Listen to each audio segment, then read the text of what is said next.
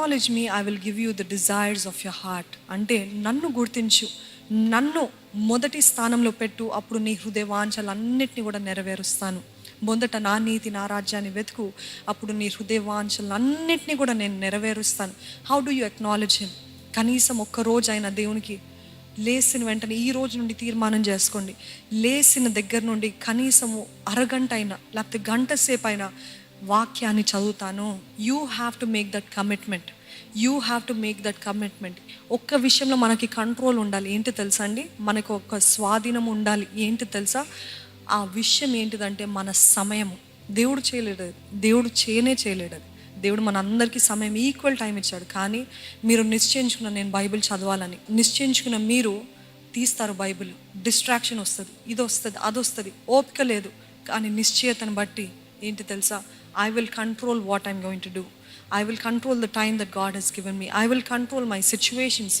అంటే మన పరిస్థితులు మనం కంట్రోల్ చేయలేం, కానీ సమయాన్ని మీరు కంట్రోల్ చేయగలుగుతారా, చేయలేరా? అది మీరు చేయగలుగుతారా? Yes. Do you have the authority to control your time? ఇచ్చాడా లేదా అధికారం దేవుడు? మనకుందండి, మన చేతిలో ఉంది అధికారం. ఈ సమయంతో నువ్వేం చేస్తావు? What will you do? How will you control this time? I have given this to you. Don't say వీరు అట్లా చేస్తారు, వీరి వలన టైం. ఈ సంవత్సరంలో బ్లేమింగ్, ఇతరుల పైన నేరాలు మోపడం ఆపేసి దేవుడు మనకిచ్చిన సమయంతో వాట్ ఆర్ వి డూయింగ్? అయితే మొదటిగా నన్ను గుర్తించు, అప్పుడు నేను నీ హృదయవాంఛలు. అంటే దేవుడు మీకు ఇందాక చెప్పిన రీతి ప్రేరేపణ ఇచ్చినట్లయితే దేవుడు అంటున్నాడు, ఆ ప్రేరేపణ నేనే ఇచ్చాను కదా, మొదటిగా నా సన్నిధిలో నువ్వు గడుపు, మొదటిగా నా చిత్తం నెరవేర్చు. దానికి కావాల్సిన అవసరతలు, దానికి కావాల్సిన ఎక్విప్మెంట్, దానికి కావాల్సిన డబ్బులు, దానికి కావాల్సిన మనుషులు అన్నీ కూడా నేను అరేంజ్ చేస్తాను. హల్లెలూయా. ఒక అడుగు మీరు నా కోసం వేయండి, ఒక అడుగు మీరు ధైర్యంగా ముందుకు వెళ్ళండి. నేను ఇచ్చిన ప్రేరేపణ ప్రకారం మీరు ముందుకు వెళ్ళండి. మిగతావన్నీ కూడా నేను చూసుకుంటాను. మిగతావన్నిటి విషయంలో మీరు చింతించనక్కర్లేదు. Everything else I will take care అని అంటున్నాడండి దేవుడు. Let go of the people who are negative. చూడండి, చాలామంది కుటుంబాల్లో ఆ వైబ్, ఇంటికి వెళ్ళగానే వాతావరణమే ఒకలాగా అల్లకల్లోలంగా ఉంటుంది.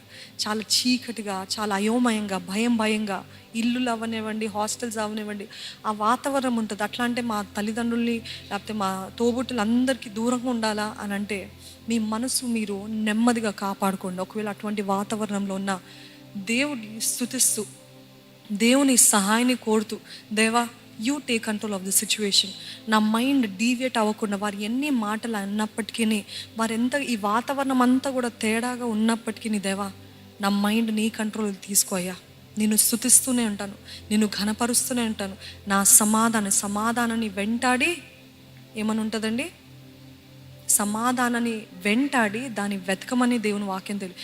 కుదిరినంత వరకు, వీలైనంత వరకు అందరితో సమాధానంగా ఉండండి. అంటే కుదిరినంత వరకు, వీలైనంత వరకు అంటే మీరు సమాధానమే అంటూ ఉంటారు.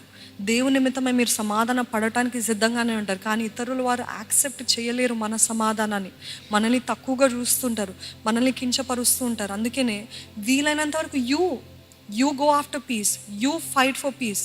But if the other person is not accepting the peace, brush it off. కాలు పైన ఉన్న దుమ్ముని దులిపేసుకొని మీ దారిన మీరు పోతూ ఉండండి. సమాధానంగా వీలైనంత వరకు మీరు ఉండండి. ఈరోజు మీ జీవితంలో ఉన్న నెగిటివ్ పీపుల్, నెగిటివ్ ఎన్వైరన్మెంట్, వారు కించపరుస్తూ, దూషిస్తూ, నీ వల్ల ఏం చేతనవుతుందిలే అనే ఆ కించపరిచే మాటలు ఉంటాయి కదండి. అది మనము వినే కొలది మనం యాక్సెప్ట్ చేస్తూ ఉంటామంట. నమ్ముతారా?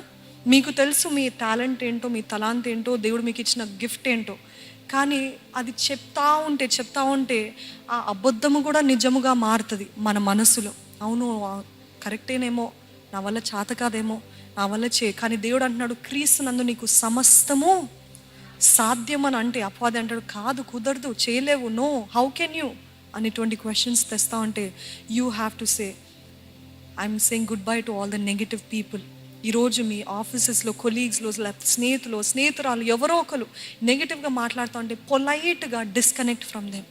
Disconnect from everything that is draining your energy. మీ శక్తిని అంతా కూడా డ్రైన్ చేసే వ్యక్తులు, కార్యాలు, క్రియలు, వాతావరణం ఎక్కడైతుందో అక్కడ నుండి దూరంగా ఉండండి అంట. ఎక్కడైతే ఎవరు ఎంకరేజ్ చేస్తారో, ఎవరైతే మిమ్మల్ని ప్రోత్సహిస్తారో, ఎవరైతే దేవుళ్ళు మిమ్మల్ని బలపరుస్తారో, అందుకని ఇలాగా సమాజంగా కూడటము మానద్దు అని అంటాడు. ఎందుకంటే దేవుని సన్నిధికి వస్తే ఆయన మాట, ఆయన వాకు వింటున్నప్పుడు ఇప్పుడు మీకు ఎలాగ అనిపిస్తుంది? Yes, I can do. Yes I can arise, yes I can shine అన్నట్టు అనిపిస్తుందా?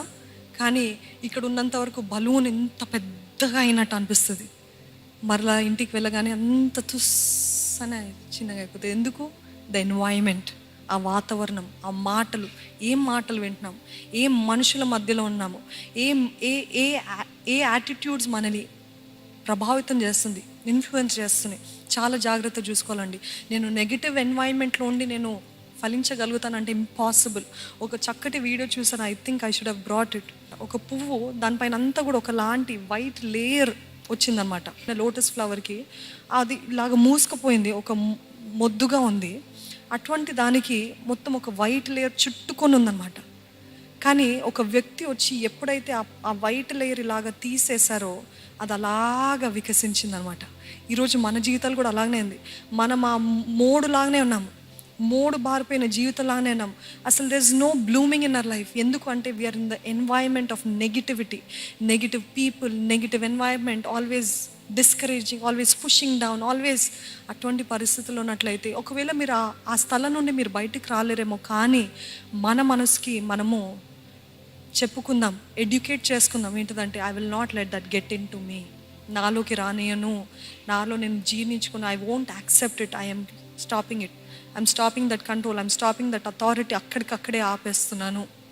ఒకవేళ అటువంటి వ్యక్తులు పద్దాక మీ వెంటున్నట్లయితే పొలైట్గా వారి నుండి దూరంగా వెళ్ళండి. ఆబ్వియస్గా ఒకసారి 2 సార్లు 3 సార్లు ప్రయత్నిస్తారేమో, ఇంక ఇంట్రెస్ట్ లేదంటే ఎవరు మాట్లాడరు. అటువంటి పరిస్థితుల్లో stay away from negative people, stay away from negative environments.